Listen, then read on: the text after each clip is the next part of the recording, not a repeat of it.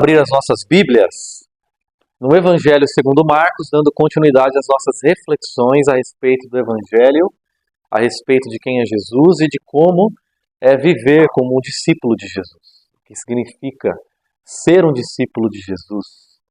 Qual é a orientação de Deus aos seus discípulos? Qual é a vontade para nós que o seguimos? Vamos fazer a leitura da Palavra de Deus a partir do capítulo 4, versículos de 21 até o versículo 34. Semana passada conversamos sobre a parábola do semeador, a rainha das parábolas, e agora vamos conversar sobre 3 ou até 4 parábolas, um pupurri que Jesus faz de parábolas aqui, tá bom? Vamos começar a leitura. Todo mundo conseguiu abrir a Bíblia? Marcos 4, do 21 ao 34.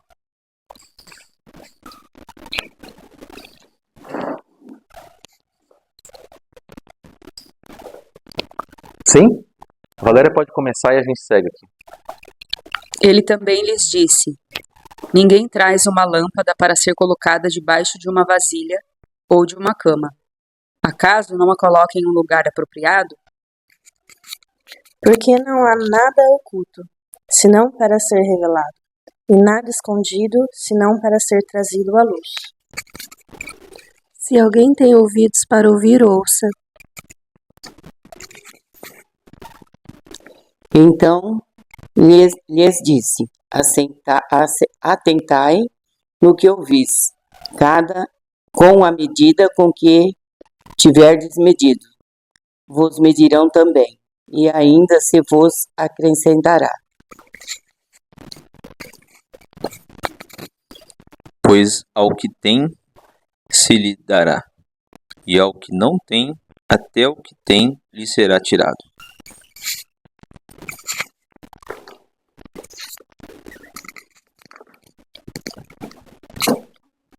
É 34? 26.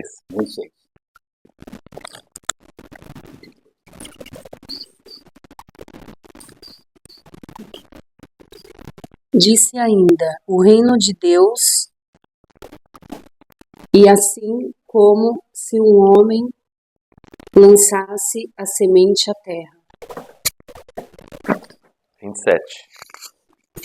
Depois dormisse e se levantasse de noite e de dia, e a semente germinasse e crescesse, não sabendo ele como.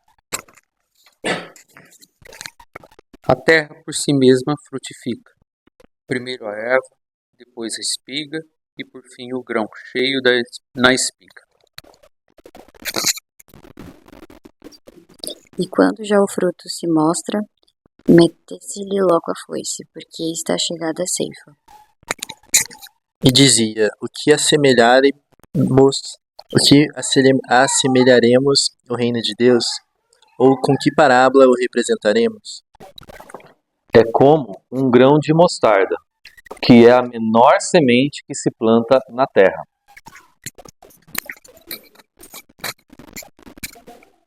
No entanto, uma vez plantada, cresce e se torna uma das maiores hortaliças, com ramos tão grandes que as aves do céu podem fazer ninhos à sua sombra. Com muitas parábolas semelhantes, Jesus lhe anunciava a palavra, tanto quanto podiam receber. E sem parábolas não lhes falava, tudo, porém, explicava em particular aos seus próprios discípulos. Amém. Vamos orar mais uma vez?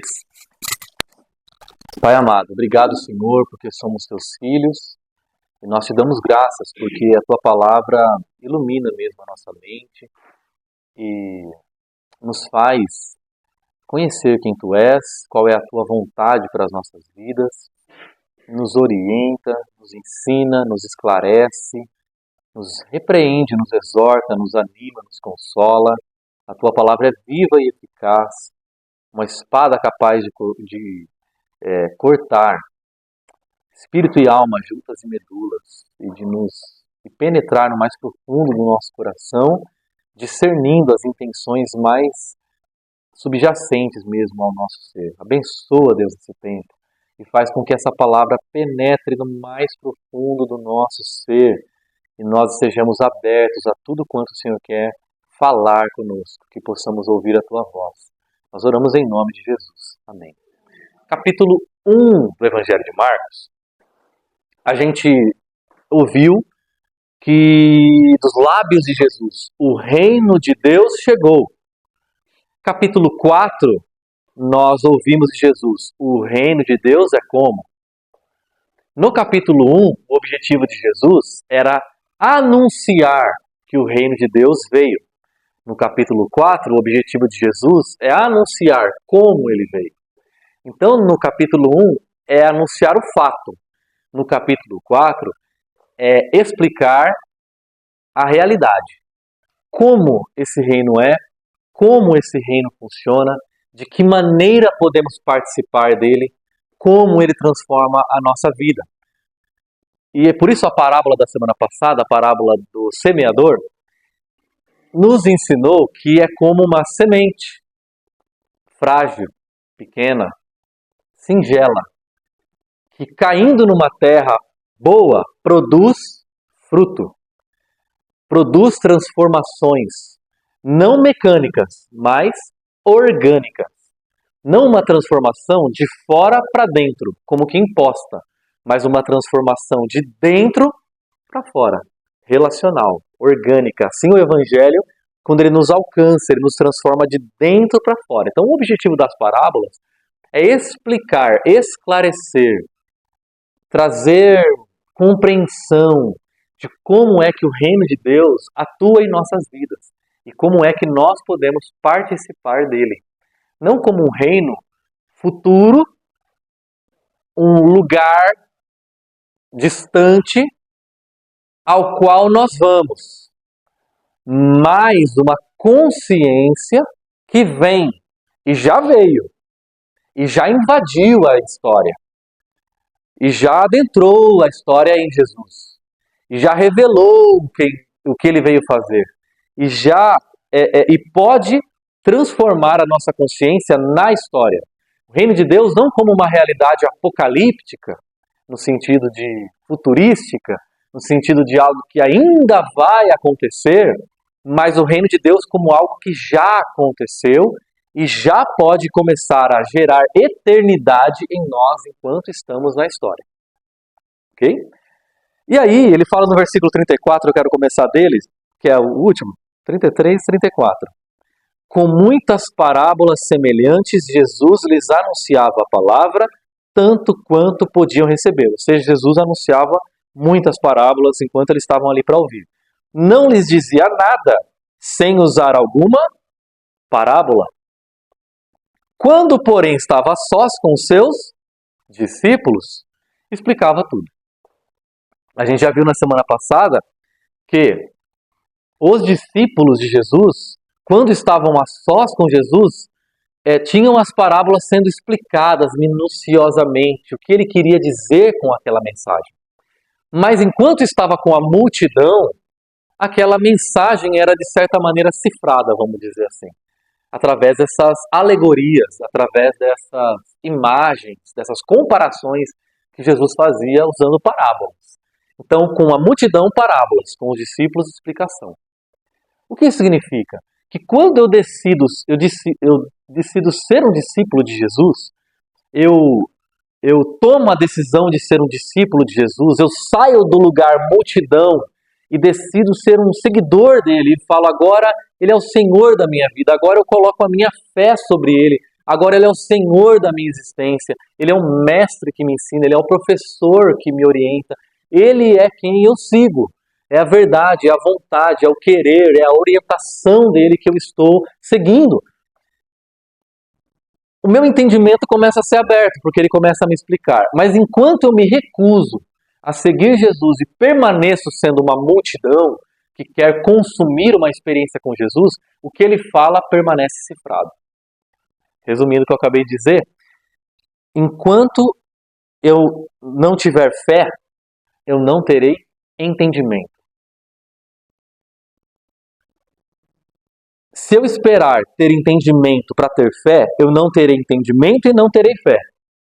Mas quando eu decidir ter fé, E seguir Jesus é nesse momento em que eu começo a ter entendimento. Então, muitas vezes as pessoas querem seguir Jesus depois que entendem o que ele está fazendo, quando na verdade é o contrário. Quando eu não estou entendendo nada do que está acontecendo na minha vida, o que está acontecendo à minha volta, o que está acontecendo comigo, quando eu não estou entendendo, e eu falo, não importa se eu me entendo, o que importa é que eu estou seguindo Jesus, eu quero continuar seguindo Jesus. À medida que eu o sigo, eu vou obtendo entendimento. E aqui eu vou avançar. E quanto mais entendimento eu tenho, mais amor ele coloca no meu coração por ele. E quanto mais amor eu tenho no meu coração por ele, mais eu vou obedecer a sua vontade. Quanto mais obedeço a sua vontade, mais fé ele gera no meu coração. E quanto mais fé ele gera no meu coração, mais entendimento eu recebo. Quanto mais entendimento eu tenho, mais amor eu vou ter. E quanto mais amor eu tiver, certamente mais vou obedecer. Quanto mais obedecer, já entenderam? Então, o que eu preciso? Qual é a porta que abre o meu coração para o reino de Deus? Fé. E a fé vem pelo ouvir. Por isso ele diz, ouçam atentamente. Prestem atenção. Muitas vezes você está batendo cabeça. Muitas vezes você está insistindo numa coisa que não vai. Tentando, insistindo, forçando uma barra que não... Você está agindo sem entendimento. E o Salmo 33 ou 34 diz assim, não seja como a mula que precisa de cabresto para ser guiada. Não seja como um cavalo que precisa de rédea para ser conduzido. Aprenda a ouvir e a ser orientado, não pela força, mas a ser orientado pela palavra. Ouça, aprenda, entenda que quanto mais você tiver fé, obedecer, ouvir, absorver, mais o seu entendimento vai ser esclarecido e mais a sua vivência vai ser transformada. Então, muitas vezes nós estamos insistindo em coisas que não são aquilo que é a vontade de Deus para a nossa vida, porque nós estamos agindo como cegos. Nós não temos entendimento. E nós não temos entendimento porque não temos fé. Somos multidão. Precisamos dar um passo adiante. Sair do nível multidão e avançar em direção a ser um discípulo. Muitas vezes isso parece uma sociedade secreta, né? Parece que Jesus fica falando em parábola e fala assim, tem que ser meio iniciado para participar do reino de Deus, né? Conta para ninguém, fecha a porta, né? Só a gente entende. Mas não, é o contrário. O que essa parábola da lâmpada fala pra gente? Aqui. Ele disse, quem traz uma candeia para ser colocada debaixo de uma vasilha ou de uma cama? Acaso não a coloca num lugar apropriado, ou seja, no alto, sobre algum lugar, para que ilumine a todos? Aí, olha o que ele diz. Não há nada oculto que não venha a ser revelado, e não há nada escondido que não seja para ser trazido à luz. Então, o que ele está dizendo para nós é que o reino de Deus não é um ensino secreto, mas é um segredo revelado. É uma realidade que foi revelada, foi trazida à luz. O que Jesus veio fazer? Antes de Jesus, gente, antes de Jesus, toda a revelação que Deus havia feito de si era uma revelação, como é que eu posso dizer, não completa. Sabe quando você vai conversar com uma criança e você precisa explicar por que ela não pode colocar o dedo na tomada? Mas assim, como é que você explica que tem uma eletricidade que passa por ali, que pode... Não tem como se explicar. A única coisa que você tem que dizer para ela é o quê? Tira o dedo daí! É a única coisa que você pode dizer para ela. Está protegendo ela. O Antigo Testamento é mais ou menos como Deus dizendo para nós. Tira o dedo daí! Ainda não consigo te dizer por quê, você não entende. Mas daqui a pouco eu vou revelar. Quando Jesus vem, a gente entende o que tem por trás. Então, o advento, Cristo, é a gente conhecer quem é Deus. Antes de Jesus, a nossa compreensão de Deus era opaca, era superficial. A gente sabe que tem um ser que tem muito poder, que nos tirou do Egito, que quer se relacionar com a gente, que é o Rei de toda a terra, é o Todo-Poderoso, é o Senhor das batalhas, é o Senhor que vence, é o Senhor que vem na nossa direção, é o Senhor que tem misericórdia, é o Senhor. Mas a gente não tinha dimensão de como era esse Deus e de como era o seu coração. Quando Jesus vem, ele é a revelação plena de quem é Deus. E quando a gente olha para ele, a gente diz assim, isso é a verdadeira vida de um bem-aventurado. É isso que é ser como Deus. Esse é o coração de Deus. Quando a gente olha para Jesus, a gente tem a clareza de como é o coração de Deus. Até então a gente tinha uma noção de como era a sua face. Mas quando a gente conhece Jesus, a gente vê como que é o seu coração. A gente vê quem ele é. Antes de Jesus, a gente sabia que ele tinha muito poder. Mas depois de Jesus, a gente aprendeu que ele é amor. Então a gente só achava que Deus era aquele que é muito poderoso que estava do nosso lado. É tipo assim, agora eu achei o Deus maior que o seu. Portanto, eu vou te vencer, porque o meu Deus é maior que o seu. Então era assim Israel. Quem vai vencer na guerra? Vamos para cima deles. A gente vai matar eles. Por que a gente vai matar eles? Porque o meu Deus é o único Deus verdadeiro. O seu Deus é o errado. Então eu vou vencer você, porque o meu Deus é maior, o meu é o Criador e o seu. Depois de Jesus, a gente entende que não é sobre vencer uma guerra. É sobre amar o inimigo. Entende? Eu achava que era sobre matar o romano. Mas Jesus ensina que é sobre amar o romano. Eu achava que era sobre ser superior ao outro. Mas com Jesus eu aprendi que não é sobre superioridade. Com Jesus eu aprendi que é sobre amar o próximo. E amar até o fim. Foi isso que Jesus ensinou. É isso que ele revelou com a vida dele. Até a cruz. O que Jesus fez? Perdoou. Amou.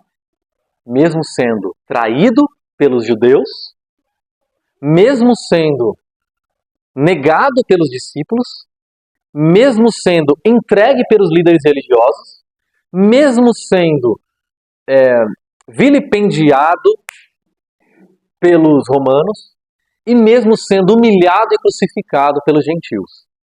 Até o fim ele amou. Todos nós estávamos ali representados naqueles que matavam Jesus, traíam Jesus, negavam Jesus. Essa é a nossa vivência antes de Jesus. Mas depois que nós conhecemos o seu amor, aí que nosso entendimento foi ampliado, a nossa consciência foi dilatada. Então nós não podemos mais viver como se Deus não tivesse se revelado plenamente em Jesus. Nós agora temos a plena revelação, mas nada escondido que não venha a ser revelado. E o reino de Deus é essa plena revelação de quem é Deus. Muito bem, agora vamos aprofundar um pouquinho, talvez esteja um pouco confuso ainda. Jesus vai trazer para a gente aqui, responder para nós, pelo menos 3 perguntas. A primeira delas é, qual é a importância do reino de Deus? Você fala, tá, qual é a importância? Qual é a relevância? Tá, o reino de Deus veio. E eu, com isso, eu que nasci no século XXI no Brasil, moro em Araraquara, qual que é a relevância do reino de Deus para a minha vida? Se um judeu palestino do primeiro século foi crucificado pelos romanos. E? O que eu tenho a ver com isso? É isso que Jesus estava dizendo para nós. Qual é a importância do reino de Deus? E no verso 30 e 31 ele diz assim, ó, acompanha comigo, 30 e 31. Novamente, ele lhes disse, com que compararemos o reino de Deus? Que parábola usaremos para descrevê-lo? Até o 30, acho que é o 30 só. É o 30, eu coloquei, falei errado. Ou seja, que imagem, que parábola eu vou usar para descrever o reino de Deus? A nossa vontade, a gente que é ocidental, moldado pela cultura grega, a gente quer uma definição. Jesus, fica atrás de parábola. Define para nós, tipo num dicionário, uma enciclopédia. Qual é a definição, assim, a frase para eu postar no Instagram, para lacrar e dizer, o que é o reino de Deus? Vai, Jesus, 3, 2, 1, valendo. Aí Jesus fala assim, eu quero uma parábola. eu queria uma parábola.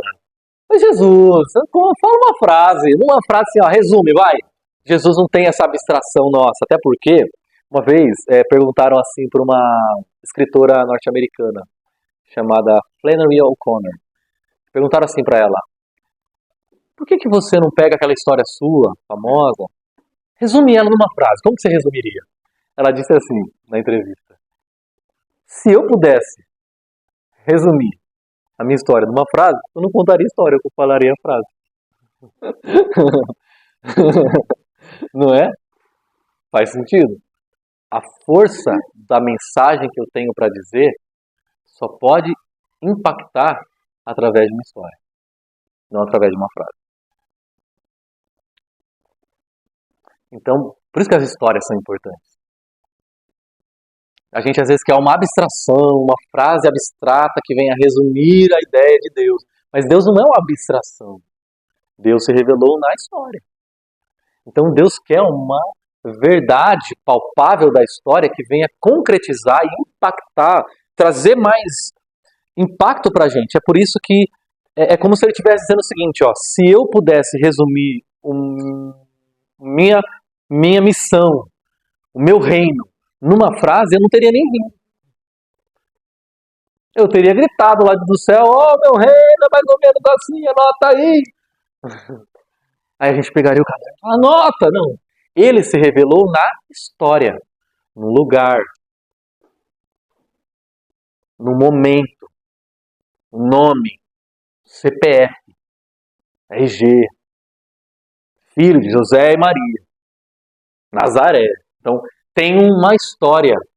Então ele vai usar as realidades do nosso mundo para revelar quem ele é. Essa é a força do reino. O meu reino é tão importante que eu não consigo resumi-lo numa frase. E ele conta essa parábola do grão de mostarda, aí sim, 31 e 32. É como, olha lá, depois que ele faz essa pergunta, ele responde.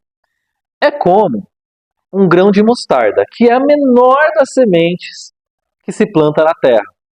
No entanto, uma vez plantado, cresce e se torna uma das maiores plantas, com ramos tão grandes que as aves do céu podem abrigar-se à sua sombra. Eu vim para plantar uma árvore tão grande, tão grandiosa, tão gloriosa, que todas as aves do céu virão para aninhar-se nos seus ramos. E todos os povos da terra virão para comer do seu fruto. E todos os animais do campo virão para se abrigar na sua sombra. Ele está dizendo, na verdade, Jesus não tirou essa imagem da cabeça dele. Porque provavelmente, você sabe, Jesus era um profundo conhecedor da Bíblia. E quando ele falava, o que eu vou usar, que imagem eu vou usar para descrever o meu reino? Já sei.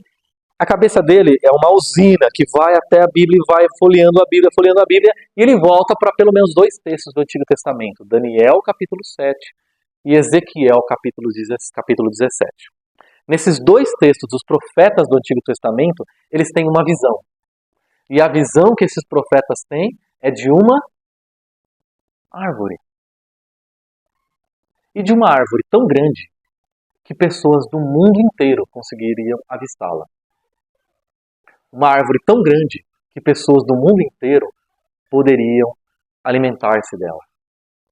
E que gente do mundo inteiro conseguiria abrigar-se, aconchegar-se, aproximar-se e ser alimentado e chamar de lar. É uma árvore para todos chamarem de lar. Essa árvore que eles viram. E aí esses profetas que veem essa árvore, que é uma árvore que você imagina, é uma árvore que está plantada na terra, mas ela chega até o céu.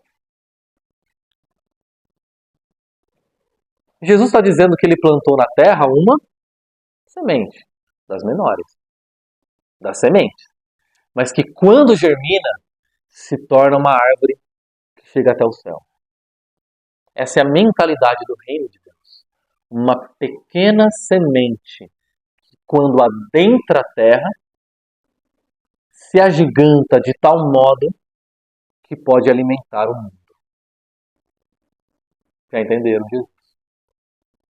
E é assim que o reino dele funciona. A história da Bíblia, ele na verdade está resumindo aqui, uma imagem, ou seja, não tão resumido assim, a história da Bíblia. Porque a história da Bíblia é o quê? Tudo começa com Deus plantando um jardim. E no centro desse jardim, ele planta dois seres humanos. Ele está usando o ser humano como uma metáfora para descrever a árvore para descrever o ser humano como um ser plantado para frutificar. E esse ser humano que foi plantado para frutificar no centro do seu jardim, para se relacionar com ele e para dar frutos, esse ser, em um determinado momento, decide gerar frutos sem estar na terra de Deus. Então imagina, eu quero gerar fruto, eu quero fazer diferença, eu quero ter relevância, eu quero ser importante, eu quero ser como Deus, mas eu não quero estar grudado em Deus. Então você imagina, Deus plantou o ser humano no solo da sua presença. Eu não quero a sua presença, mas eu quero continuar sendo tão importante como. É aí que Deus, que o ser humano, na verdade, né, se desarraiga de Deus, se separa de Deus, é arrancado da presença de Deus. Porque quando ele tenta ser como Deus, buscando liberdade, ele perde a liberdade que ele já tinha. Quando o ser humano tenta arrojar-se, tornar-se, chegar à altura de Deus, à estatura de Deus e ser como Deus, a liberdade que ele tinha sendo semelhante a Deus, ele perde. E ele se torna um escravo. Então o ser humano é afastado da presença de Deus, ele é destituído da glória de Deus. E agora, as suas ações, os seus pensamentos, as suas atitudes, os seus empreendimentos não mais revelam a glória de Deus, que foi o que ele foi criado para ser. Um ser que exibe a glória de Deus. Agora o ser humano, tudo que ele tenta fazer não é para exibir a glória de Deus. Tudo que ele tenta fazer agora é para exibir a sua própria glória. Exaltar o seu próprio nome. Por isso que o ser humano é, então, afastado de Deus. Então, aquela árvore que foi plantada para ser um lugar de relacionamento com Deus, de conexão entre o céu e a terra, aquela árvore que foi feita para ser um elemento de transição entre o que é a eternidade e o que é a história, e a partir da eternidade e da história, revelar na história o seu fruto, se afasta, se distancia, se desconecta de Deus. E Jesus está falando assim, ó, é para isso que eu vim. Sabe para que eu vim? Para reconectar o homem com Deus. O que é o meu reino? O meu reino é para replantar vocês no solo da presença de Deus. Claro.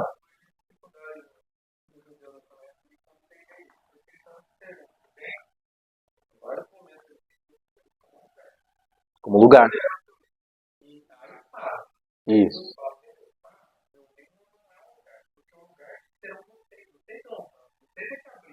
Isso, perfeito.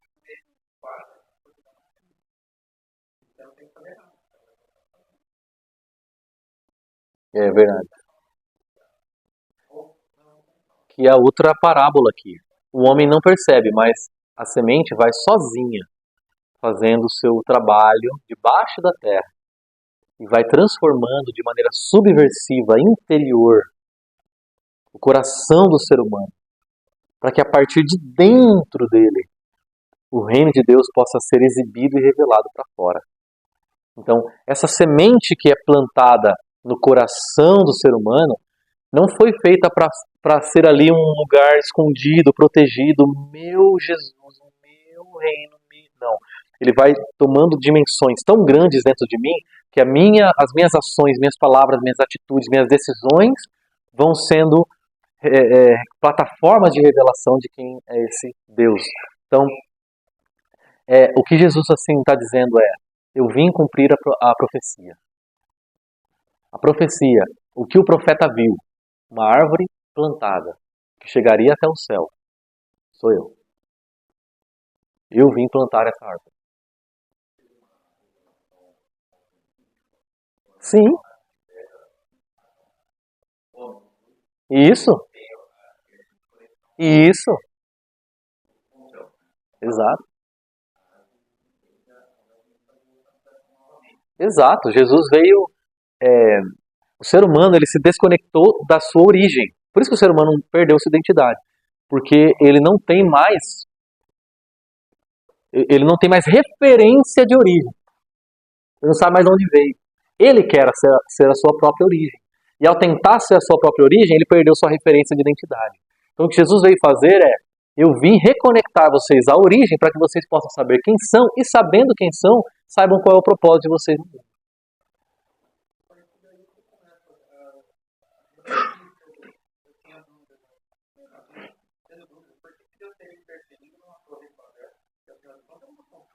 Exato. A partir daqui, você faz uma reconexão, tá? Entende bem. O homem já precisa construir algo, não tem qual a relação muito. Mas olha só. Não, mas você está muito certo, porque a Torre de Babel é o quê? É um empreendimento humano de tentativa de chegar até o céu. É a partir do nosso nome, da nossa força, da nossa capacidade, se eu me esforçar, eu consigo chegar até Deus. Se eu me dedicar, se eu me empenhar mesmo, se eu for assim um religioso, me esforçar, fizer o bem, aí, quem sabe a porta do céu Deus vai abrir e falar, nossa, você é muito bom, entra aqui. Essa é a Babel. E quando Deus destrói a Babel, Ele está dizendo assim, ó, é impossível que vocês consigam aquilo que só eu consigo. Construir algo que vai adentrar o reino de Deus. E eles usam uma tecnologia, para a época, que era um tijolo. Para nós, tijolo é uma coisa supernatural. Na época, tijolo era uma tecnologia super avançada. Né? Todos do mesmo formato. E eu vou colocando um debaixo do outro. Sabe por quê? Isso é uma mentalidade religiosa. A mentalidade religiosa, ela tenta fazer o que com a gente? Formatar. Todo mundo igualzinho. E se a gente for igualzinho, empilhadinho, um em cima do outro, a gente vai chegar lá no céu. Isso é religiosidade. Deus está falando assim, ó, não é mecânico, é orgânico. Sabe como vocês vão me conhecer? Se vocês deixarem essa semente penetrar no seu coração e de dentro para fora produzir suas transformações processuais, naturais, de dentro para fora. Só assim é que o reino de fato vai se revelar através da minha e da sua vida. Lembra que Jesus falou? Eu sou a videira verdadeira e vocês são os ramos. Todo aquele que estiver em mim, permanecer em mim, dá fruto. Quem não permanecer em mim, não dá fruto. Então, qual que é o meu trabalho? Dar fruto? Não. Permanecer. Quanto mais eu permaneço, através de mim, o fruto de Jesus é visto. A vida de Jesus é conhecida. Porque ele veio revelar isso. Então, o reino de Deus é essa presença de Deus que Jesus introduziu no mundo para transformar este mundo, para transformar a nossa volta, essa realidade à nossa volta, num lugar cada vez mais, num lugar que revela de fato a presença de Deus. Então Jesus não pega o reino dele e traz a força e implanta nesse mundo. Diz, ó, meu reino é esse aqui, toma, bum, e traz ele pronto aqui. Não, eu vou começar de dentro de vocês. E a partir de vocês, uma realidade transformadora vai acontecer. Isso é muito importante por quê, gente? Porque a gente acha que o reino de Deus, e essa é a mentalidade que a gente construiu ao longo do tempo, tá? Que o reino de Deus é um lugar para onde indivíduos vão quando morrem. É tipo isso. Quando eu morrer, se Deus quiser e der tudo certo, eu passar na prova, eu vou ir para o reino de Deus. Ele está falando, não, você não entendeu nada. Na verdade, o reino de Deus não é um lugar onde você vai. É uma consciência que já veio. Já veio. Você já está no mundo. Uma realidade que já está à nossa volta e a gente precisa deixá-la transformar-nos. A gente precisa deixar penetrar-nos, envolver-nos e a partir de nós transformar a realidade à nossa volta. Então o reino de Deus é uma consciência que transforma o nosso mundo. Pessoas que se deixam ser transformadas pela mentalidade do reino começam a impregnar o mundo à sua volta com os valores e os princípios do reino de Deus. Então, eu vou sendo um agente de transformação do mundo à minha volta num lugar mais parecido com o reino. Eu vou revelando o reino através da minha vida. Então, a minha vida se torna um instrumento de revelação do reino de Deus. Você percebe que, no fundo, colocar o reino como uma realidade futura na qual eu vou me desresponsabiliza? entender o reino de Deus como uma realidade que já veio, que me transforma, me responsabiliza no que eu posso fazer de diferença nesse mundo e de como eu tenho a responsabilidade de revelar o reino de Deus nesse mundo, a começar da minha casa, das pessoas à minha volta, do meu trabalho. Então Jesus não veio nos gerar em nós uma expectativa de que eu, como indivíduo, tomara, se Deus quiser, entre no céu. Jesus veio nos dar a convicção, semear em nós a convicção de que esse reino já veio e de que eu posso vivenciá-lo hoje onde eu estou. Então essa é a transformação. E aí, essa é a primeira pergunta. Qual que é a importância do reino de Deus? O reino de Deus é uma realidade que já adentrou a história, que transformando pessoas pode revelar quem Deus é às pessoas que estão à minha volta. Eu posso me tornar um agente, eu posso me tornar uma agência, nós podemos nos tornar uma... Qual foi a palavra que eu usei outro dia? Uma embaixada, uma expressão de quem é Deus. E para isso eu não preciso de muito poder. Para isso eu só preciso me render à revelação que Ele já fez. Tá. Como que o reino de Deus funciona? E aqui vai ficar bem interessante. Versículo 24 e 25. Considerem atentamente o que vocês estão ouvindo, continuou ele. Com a medida com que medirem, vocês serão medidos. E ainda mais acrescentarão para vocês. A quem tiver, mais será dado. De quem não tiver, até o que tem lhe será tirado. Uma linguagem meio esquisita, né, Érica? Achei meio complexo, né? O que Jesus está querendo dizer? O que ele está falando basicamente é o seguinte. O reino de Deus é invertido. Oposto do que a mentalidade desse mundo. Tá? É o caminho oposto. Eu vou falar uma frase agora que talvez não faça muito sentido, mas à medida que a gente conversar agora, vai fazer sentido. Jesus está dizendo o seguinte: o caminho para cima é para baixo. Como é que eu encontro Deus? Não é exaltando. Tá tudo bem? Não, tá tranquilo, água? Fica à vontade. Ó, tem água aqui se você quiser também, tá?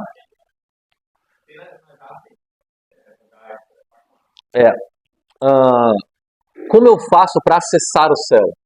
Não é subindo, é descendo. A Torre de Babel é a intuição humana que me diz, bom, se eu quero ir para o céu, o que eu faço? Eu vou para cima. Ele fala, não, você precisa enraizar. Você precisa descer. Você precisa aprofundar. Então é mais ou menos isso. É o que ele está falando aqui, ó, é muito forte. Ele diz assim, à medida com que medirem, ou melhor, à medida com que você medir, é o que vão te medir. Qual é a medida que você usa para medir os outros? Como que você mede o outro? Como que você se relaciona com o outro? O seu entendimento. E muitas vezes esse entendimento, gente, ele é pautado no meu senso de mérito. Uma forma de julgamento. Eu julgo quem merece ser meu amigo. Quem merece se relacionar comigo. Muitas vezes a gente se relaciona com as pessoas a partir de um senso de mérito. Pisou no meu pé? Cai fora. Me fez o bem? Se aproxima. Ele está falando assim, ó, à medida com que você medir os outros, vão te medir. Você se relaciona com os outros a partir do mérito? Então você é aquele que exerce juízo? Ou você é alguém que se relaciona com os outros a partir da misericórdia? Porque se você relaciona com o outro a partir da misericórdia, é com misericórdia que você vai ser tratado. Se você se relaciona com os outros a partir de um senso de juízo, é com juízo que você vai ser tratado. Qual é o óculos pelo qual você olha o outro? De direito? De ganha-ganha? Ou de misericórdia? É por isso que muitas vezes a gente não entende o reino de Deus, gente. A gente não entende o reino de Deus porque o reino de Deus é assim. Eu fiz tudo contra Deus e Ele está ao meu favor. Eu fiz tudo contra Deus e Ele me ama. Essa é a lógica do reino. É oposta à lógica do mundo. A lógica do mundo é a lei de talião. Olho por olho, dente por dente, pé por pé. Você tirou meu olho? Então eu vou tirar o seu. Pisou no meu pé? Então eu piso no seu. O que você fez contra mim? Eu vou fazer igual. E às vezes a gente exagera um pouco. Aquela exagerada de leve, vai. E naquela exagerada de leve que a gente age pelo impulso, pela raiva, a gente não tira um olho, a gente tira um olho e um dente. E aí, o que o mundo faz? Você me tirou um dente, eu tiro o seu dente e o seu outro olho. E aí, gente, como é que vai se tornando as relações do mundo? Essa é a mentalidade do mundo. Então, se é essa mentalidade com a qual você vive, é assim que você vai ser tratado.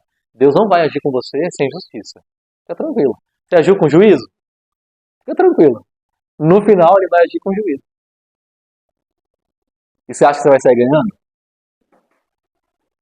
Agora, se você absorve a mentalidade do reino de Deus, você entende que é sobre misericórdia.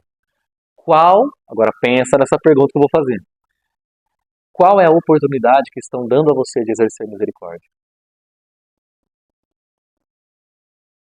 Vou tentar reformular. Quais foram os erros que cometeram contra você que oportunizam o exercício da misericórdia? Essa é a mentalidade do reino. Quanto mais nós errássemos com Deus, mais oportunidade Ele teria de derramar sobre nós sua misericórdia. Se o ser humano não tivesse se desarraigado do jardim, nós não conheceríamos a sua face, ou melhor, o seu coração em Jesus.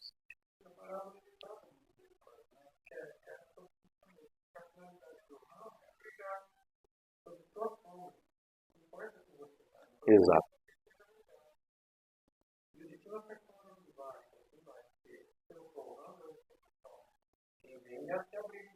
Sim. Sim. Sim. E é por isso que ele diz assim, ó.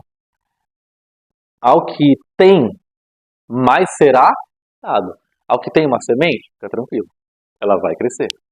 Ao que não tem nada, até o que ele acha que tem, ele vai perder. Ele está falando da multidão dos discípulos. A multidão não pegou a semente, não quis. Então, o que ele acha que tem, ele vai perder. Mas o discípulo que falou, olha, se a semente que o senhor tem é a semente que eu quero. Essa semente vai se transformar numa árvore frutífera. Então, se eu acho que eu tenho, eu não preciso do que Jesus tem a me oferecer, eu perco até o que eu tenho. Se eu sei que eu não tenho, e eu recebo o que Jesus tem a me oferecer, eu tenho tudo. Porque se eu tenho a semente, eu tenho tudo.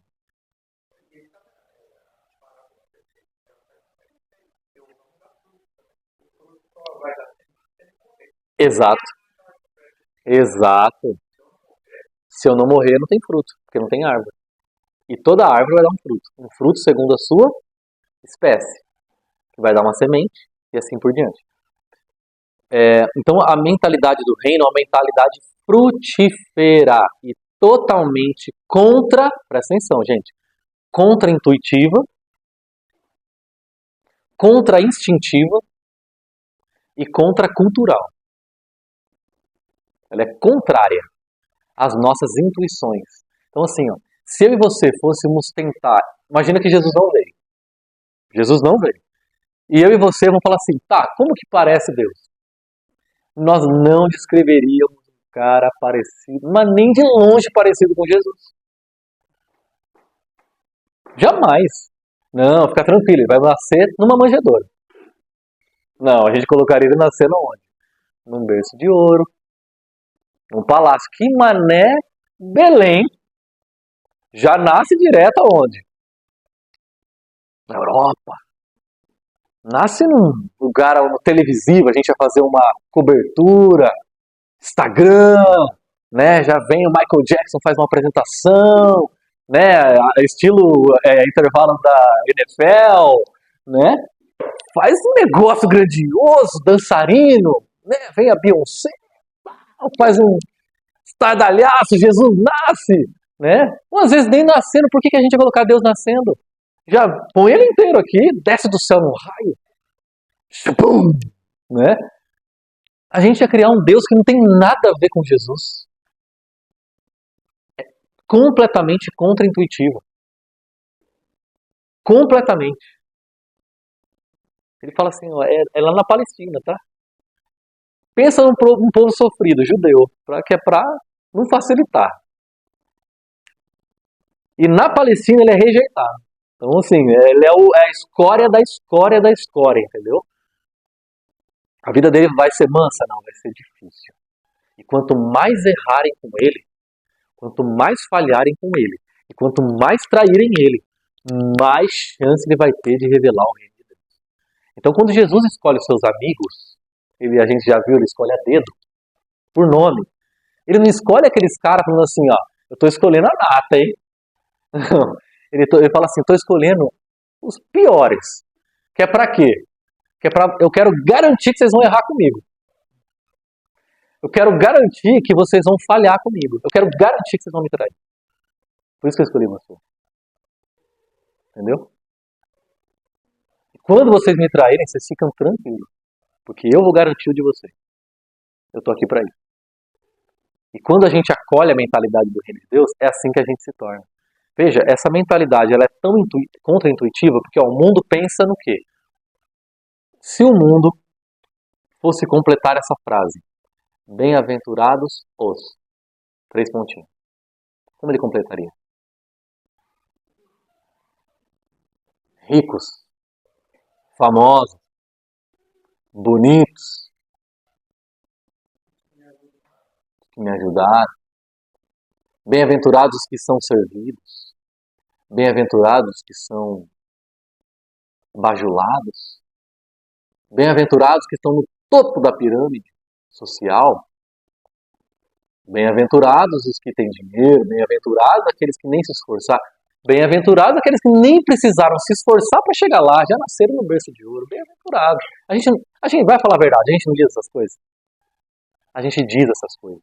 Uma pessoa, a gente olha para uma criança que nasceu rica, a gente olha para ela e pensa o quê? Fala a verdade. Tá com a vida ganha. Não precisa nem trabalhar. Bem-aventurado, Jesus não olha para eles. Jesus não olha para eles e diz: bem-aventurado essa criancinha que já nasceu no berço de ouro. Gente, qual é a lista das bem-aventuranças de Jesus? Primeiro, bem-aventurados os pobres. Ah, você falou ricos, né? Bem-aventurados os pobres em espírito. Por quê? Deles é o reino de Deus. Deles não é deles será, não. Eles têm muito mais facilidade de entender o reino de Deus, os pobres em espírito. Bem-aventurados os que choram. Feliz é o que chora. Não faz nem sentido essa frase. Feliz é o que chora, porque serão consolados. Então, ó, eu choro, ó, ele tá indo para baixo, tá percebendo? Ele não tá indo para cima. Os pobres em espírito, os que choram. Bem-aventurados os misericordiosos, porque receberão misericórdia. Olha aqui o que a gente acabou de falar. Bem-aventurados os puros de coração, porque verão a Deus. Bem-aventurados os perseguidos. Olha só que frase mais... Para nós, para o mundo, não faz nem sentido. É tipo como se estivesse dizendo o seguinte: bem-aventurados os cancelados. Quando a gente vê uma pessoa cancelada, a gente fala assim, nossa, se deu mal, hein? Jesus fala assim, não, essa pessoa está muito mais próxima de entender o reino de Deus do que você, que é aprovado por todo mundo. Jesus está do lado do crucificado. A mentalidade do reino é completamente oposta. A gente pensa assim, ó, quanto mais eu consumir, mais feliz eu serei. Jesus falou o oposto. Bem-aventurado é o que doa, é o que oferece. É o que entrega. Por quê? Quanto mais ele oferece, mais ele tem. A gente pensa o contrário. Se eu reter, mais eu vou ter. Fala, não, é o oposto. Quanto mais você der, mais você vai ter. Então, olha só, a mentalidade de Jesus é a seguinte: a gente pensa que o reino de Deus é um celeiro, onde eu vou juntando sementes, para garantir o meu futuro. Quanto mais eu ajunto sementes, mais eu garanto o meu futuro. Né? Tem gente que a gente olha e fala assim, se aí tem dinheiro para alimentar a 5ª geração dele. Ele tem um celeiro. Jesus não olha para ele e fala bem-aventurado. Lembra quando Jesus contou uma parábola? Ele falou assim, tinha um homem que a colheita dele assim produziu além das expectativas. E ele olhou para a quantidade de colheita que ele teve naquela vez e ele falou assim, gente, eu não tenho nem onde guardar tudo isso. Mas já sei, eu vou derrubar os meus celeiros e vou construir maiores para poder ter onde juntar. Aí do céu vem uma voz que muitas vezes ele nem ouviu, mas veio a voz que disse, louco, hoje mesmo pedirão a sua alma. E quem vai ficar com tudo que você juntou? Assim é aquele que é rico para consigo, mas não é rico para com Deus. Quem é o rico para com Deus? O pobre em espírito. Quem é livre? O que serve. Quem é grande? O humilde. É o oposto. É o oposto. Eu quero conhecer qual é a evidência de que eu estou conhecendo o reino de Deus. Qual é a evidência de que eu estou me tornando uma pessoa plena? O fato de que eu estou tendo tranquilidade para me esvaziar. Então Jesus se esvaziou. Por que ele se esvaziou? Porque ele tinha tranquilidade, segurança de que ele era um homem pleno. Agora, quem está querendo se encher, esse é o vazio. Quem quer se encontrar é aquele que se perde. E quanto mais eu me perder, mais eu vou me encontrar. Mas quando eu estou tentando me encontrar, aí eu vou me perder. Você entende como é totalmente oposto ao que... Se eu falo assim, ó, eu quero ser feliz, então eu vou fazer tudo o que eu puder para encontrar felicidade. Jesus já fala assim, ó, nem tenta, que já não conseguiu. Você está tentando subir, você não vai conseguir ser feliz tentando ser feliz. Você vai conseguir ser feliz chorando e buscando fazer os outros felizes. Aí você vai encontrar a sua felicidade.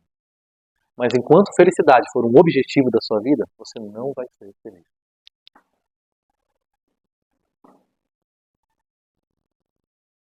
Tem um texto lá em Filipenses que mostra muito esse caminho para baixo. Tenham em vocês, tenham dentro de vocês, o mesmo sentimento, a mesma motivação que também houve em Cristo Jesus. Pois ele, mesmo subsistindo em forma de Deus, não julgou como usurpação ser igual a Deus. Antes a si mesmo se esvaziou, assumindo a forma de servo, tornando-se em semelhança aos homens, e reconhecido em figura humana, na hora que ele bateu no nosso ombro, a si mesmo se humilhou, tornando-se obediente até a morte e morte de cruz. Pelo que Deus o exaltou sobremaneira, ele deu o nome que está acima de todo nome, para que ao nome de Jesus se dobre todo o joelho no céu, na terra e debaixo da terra, e toda língua confesse que Jesus Cristo é o Senhor, para a glória de Deus Pai. Percebeu que o caminho para cima é para baixo?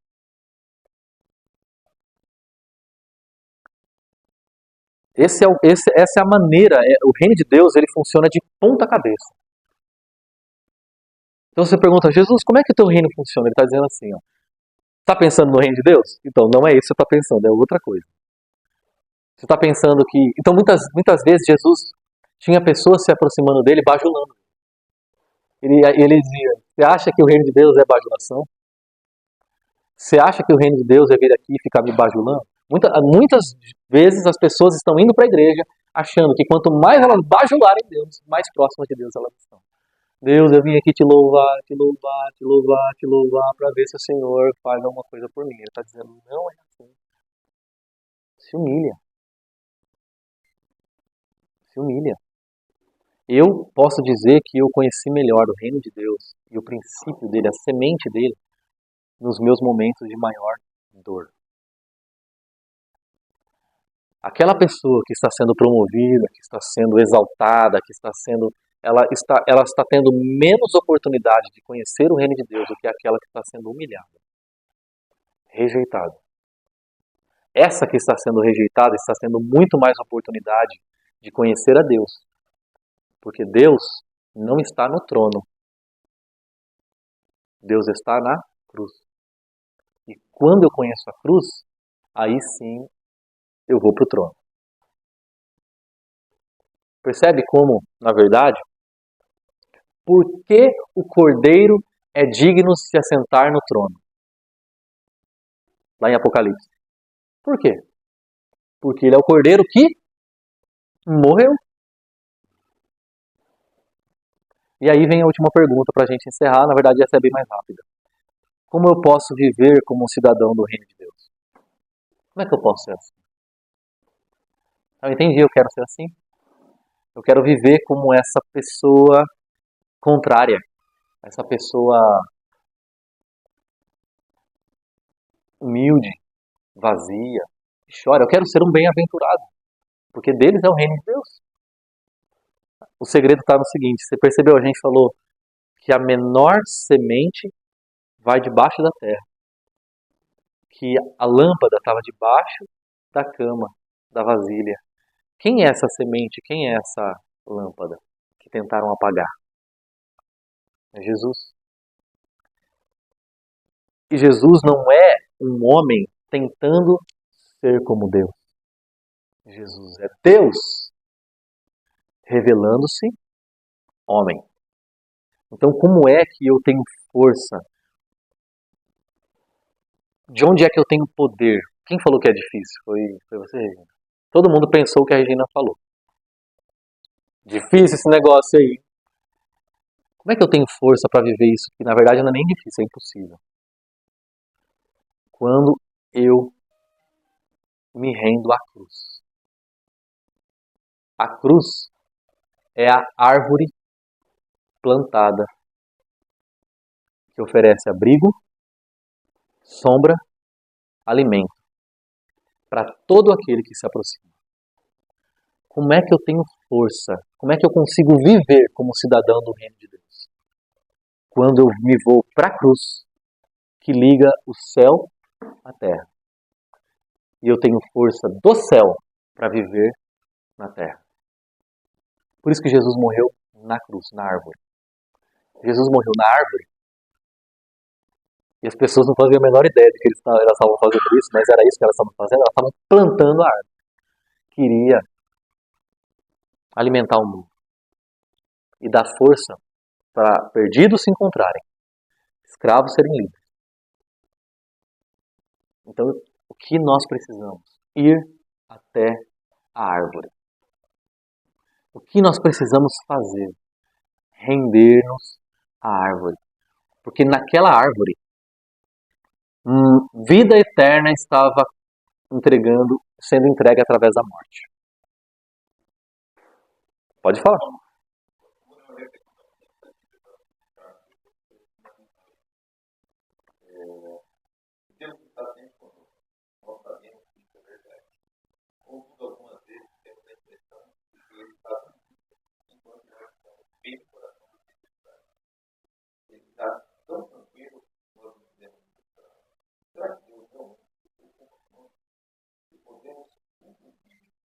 Aumentar esse desempenho e a ideia de apresentar lá foi a primeiramente sua.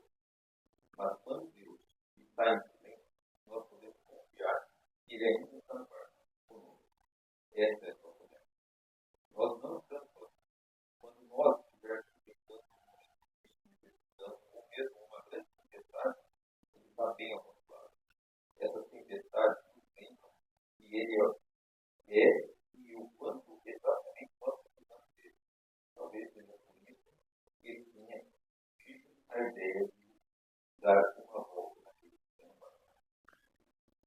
Não faltem a semana que vem. Eu não costumo falar isso, mas a semana que vem nós vamos conversar sobre essa experiência de estar no barco no meio da tempestade quando Jesus dorme. Né? E é interessante pensar, né? No barco ali de madeira e na árvore de madeira, Jesus dorme. E é justamente quando ele está ali, dormindo, entregue, é que nós recebemos amor, vida. Quando Jesus está entregue na cruz, é que nós recebemos poder para viver as maiores aflições da nossa vida. É quando nós recebemos riqueza. Tem um versículo que diz isso. Ele nos tornou ricos, sendo ele mesmo pobre. Então o que nós precisamos fazer, gente? Nós precisamos render a nossa vida à cruz, entregar a nossa vida à cruz, ir até a cruz de Cristo e tomar a nossa própria cruz e deixar que essa cruz nos molde, deixar que essa cruz nos transforme, para que a gente possa frutificar. Sabe o que Deus quer fazer com a gente?